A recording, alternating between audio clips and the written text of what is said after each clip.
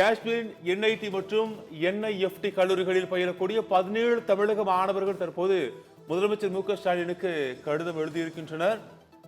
தங்களை மீட்க கோரி காஷ்மீரில் தாக்குதல் நடந்து வரக்கூடிய சூழலில் தங்களை மீட்க கோரி முதலமைச்சர் மு க ஸ்டாலினுக்கு உருக்கமான முறையில் தற்போது மாணவர்கள் கடிதம் எழுதியிருக்கின்றனர். ஜம்மு காஷ்மீரில் 17 தமிழக மாணவர்கள் சிக்கியிருக்கக்கூடிய சோகமான சூழலானது ஏற்பட்டிருக்கிறது.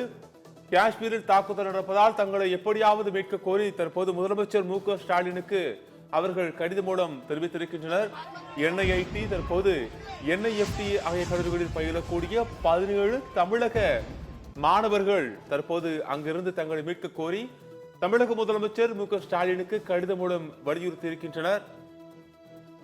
தற்போது காஷ்மீரில் தொடர் தாக்குதலானது பாகிஸ்தானியர்களால் நடைபெற்று வரக்கூடிய நிலையில் தற்போது அங்கு சிக்கியிருக்கக்கூடிய மாணவர்கள் தங்களை மீட்க கோரி முதலமைச்சர் மு க ஸ்டாலினுக்கு கடிதம் மூலம் எழுதியிருக்கின்றனர். என்ஐடி மற்றும் என்ஐஎஃப்டி கல்லூரிகளில் பயிலக்கூடிய 17 தமிழக மாணவர்கள் தற்போது முதலமைச்சர் மு க ஸ்டாலினுக்கு கடிதம் வாயிலாக தங்களை அங்கிருந்து மீட்க கோரி தற்போது கடிதம் மூலம் வேண்டுகோள் விடுத்திருக்கின்றனர்.